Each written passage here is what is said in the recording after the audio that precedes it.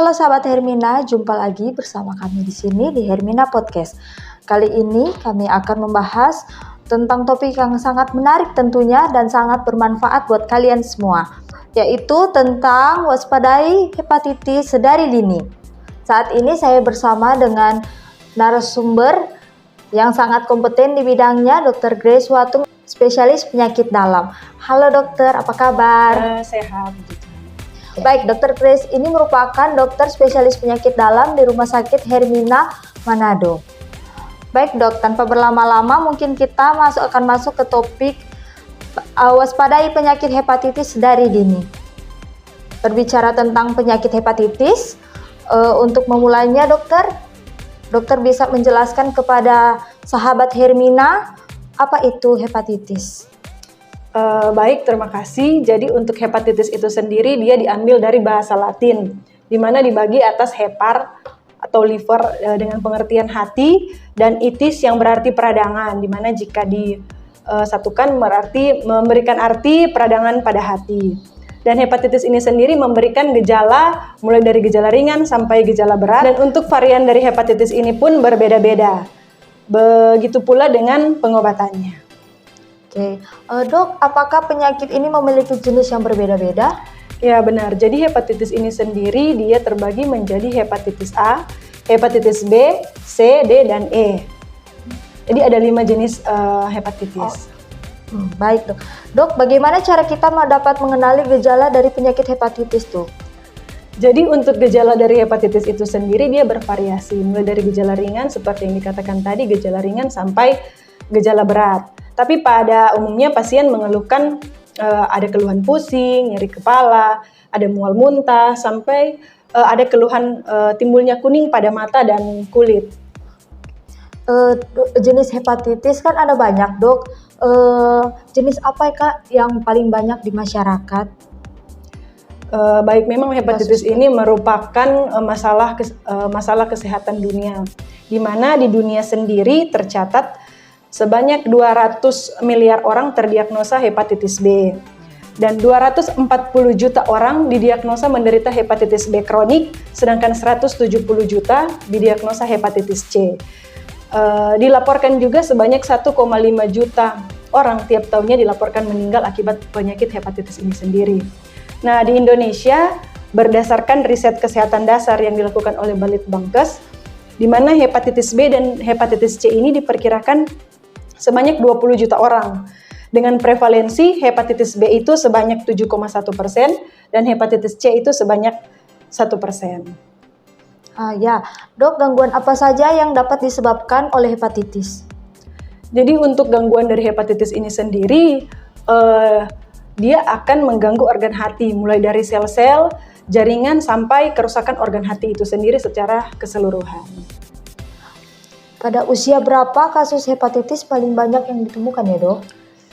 Untuk kelompok usia, berdasarkan riset kesehatan dasar yang dilakukan oleh Balitbangkes, di mana paling banyak didiagnosa pada umur prapensiun atau umur 45 sampai 54 tahun, sebanyak 0,46%. Kemudian diikuti dengan bayi yang berusia kurang dari 1 tahun sebanyak 0,45%.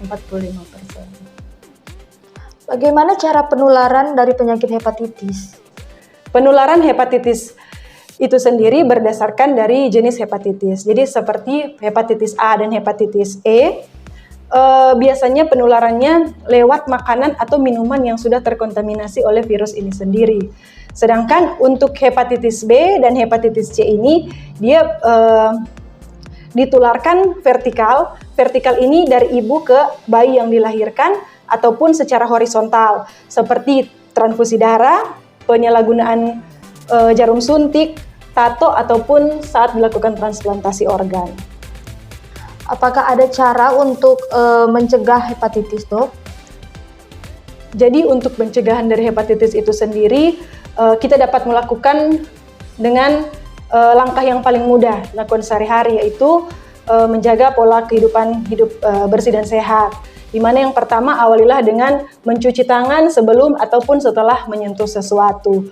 Kemudian dapat dilakukan imunisasi untuk dapat mencegah penularan penyakit hepatitis ini sendiri.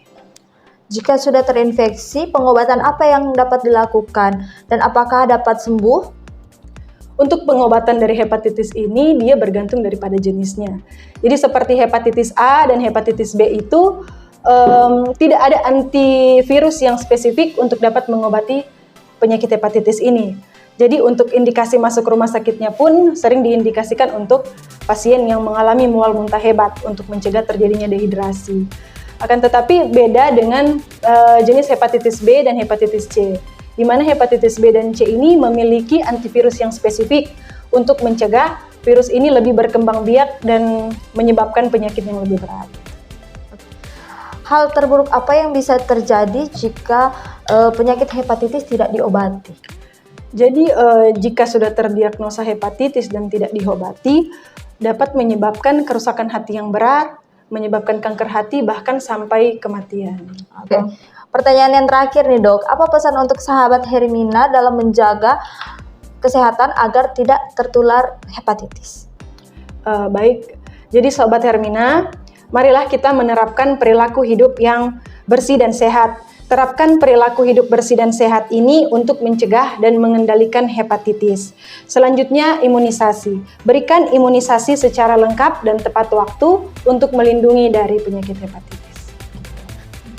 Baik, luar biasa sekali sahabat Hermina, Dr. Grace Watung, spesialis penyakit dalam, telah memberikan informasi yang sangat berguna buat kita semua.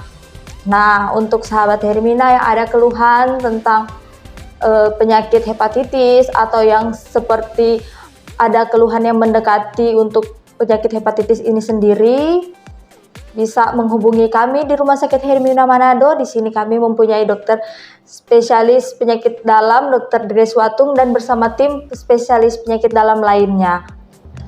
Nah, untuk sahabat Hermina yang ingin mengetahui jadwal praktek dokter di Rumah Sakit Hermina Manado dapat mengunjungi website kami di Hermina Hospital atau di mobile apps Halo Hermina. Semoga informasi kali ini bermanfaat bagi sobat Hermina. Terima kasih Dr. Grace. Terima kasih.